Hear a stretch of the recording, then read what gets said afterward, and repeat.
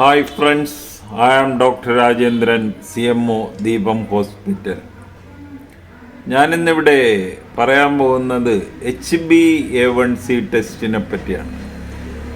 Glycated haemoglobin test. ഈ test മിക്കവാറും എല്ലാ ലാബുകളിലും ചെയ്യും. ഇതിന് ഏകദേശം ഒരു 400 രൂപ ആണ് ഇപ്പോഴത്തെ റേറ്റ്. അപ്പോൾ ഈ ടെസ്റ്റ് കൊണ്ടുള്ളൊരു ഗുണം, നമ്മുടെ ബ്ലഡിലുള്ള ഗ്ലൂക്കോസിൻ്റെ ആവറേജ് 3 മാസത്തെ ആവറേജ് കണ്ടുപിടിക്കാൻ ഈ ടെസ്റ്റ് ഉതകും. അപ്പോൾ നമ്മളെ ബ്ലഡിൽ 3 മാസം ആവറേജ് ബ്ലഡ് ഷുഗർ ലെവൽ എന്തായിരുന്നു കണ്ടുപിടിക്കാനുള്ള അല്ലെങ്കിൽ നിർണ്ണയിക്കാനുള്ള ഒരു ടെസ്റ്റാണ് ഈ HbA1c ടെസ്റ്റ്.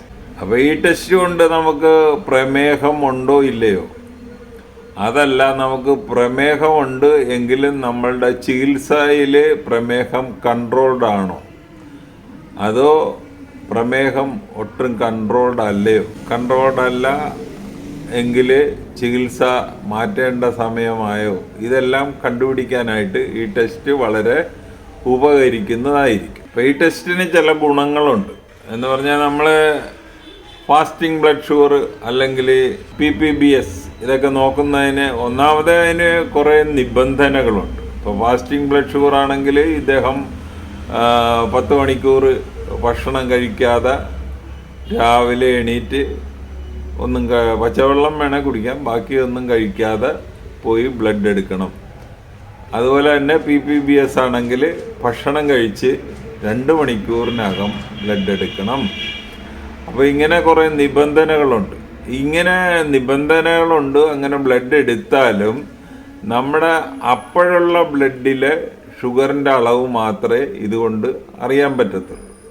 മറ്റേതങ്ങനെയല്ല, നമുക്ക് ചികിത്സ എങ്ങനെ പോകുന്നു, ഒരു 3 മാസത്തെ ആവറേജ് നമ്മുടെ ബ്ലഡ് ഷുഗർ ഇതിൽ നിന്ന് അറിയാൻ പറ്റും. പിന്നെ ഈ ടെസ്റ്റിന് വേറൊരു ഗുണമുള്ളത്, ഇന്ന സമയത്ത് ബ്ലഡ് എടുക്കണമെന്നൊന്നും ഇല്ല. ഇപ്പോൾ ആഹാരം കഴിച്ചു കഴിഞ്ഞിട്ട് എടുക്കാം, ആഹാരം കഴിക്കുന്നതിന് മുമ്പ് വേണേൽ എടുക്കാം, ഇപ്പോൾ ഒരു തന്നെ നല്ലപോലെ എക്സർസൈസ് ചെയ്ത് കഴിഞ്ഞിട്ട് വേണമെങ്കിൽ എടുക്കാം.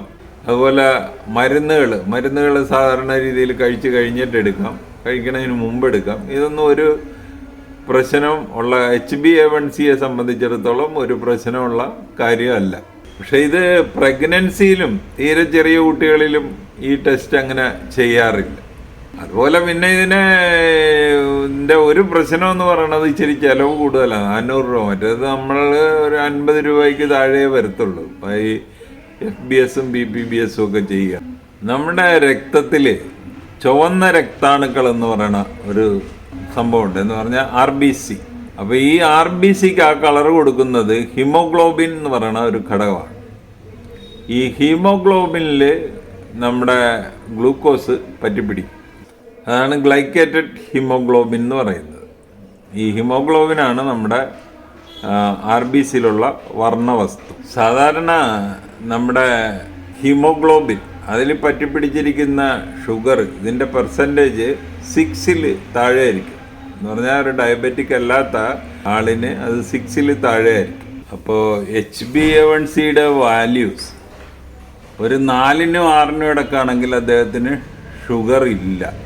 അതേസമയത്ത് ഒരു 5നും 7നും ഇടക്കാണെങ്കിൽ അദ്ദേഹം ചിലപ്പോൾ ഡയബറ്റിക് പേഷ്യൻ്റ് ആകാം, പക്ഷെ കൺട്രോൾഡാണ്, ചികിത്സയൊന്നും മാറ്റേണ്ട കാര്യമില്ല. ഒരു 7%നും 8%നും ഇടക്കാണെങ്കിൽ കൺട്രോൾഡ് അല്ല, ചികിത്സ കുറച്ചുകൂടി മാറ്റം വരുത്തേണ്ടത് ആവശ്യമാണ്.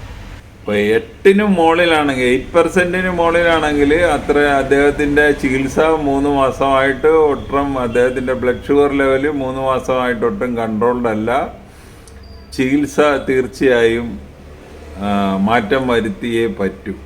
അപ്പോൾ ഇതാണ് HbA1cയുടെ അളവുകൾ. ഈ HbA1c എപ്പോഴും അടുപ്പിച്ചൊന്നും നോക്കേണ്ട കാര്യമില്ല.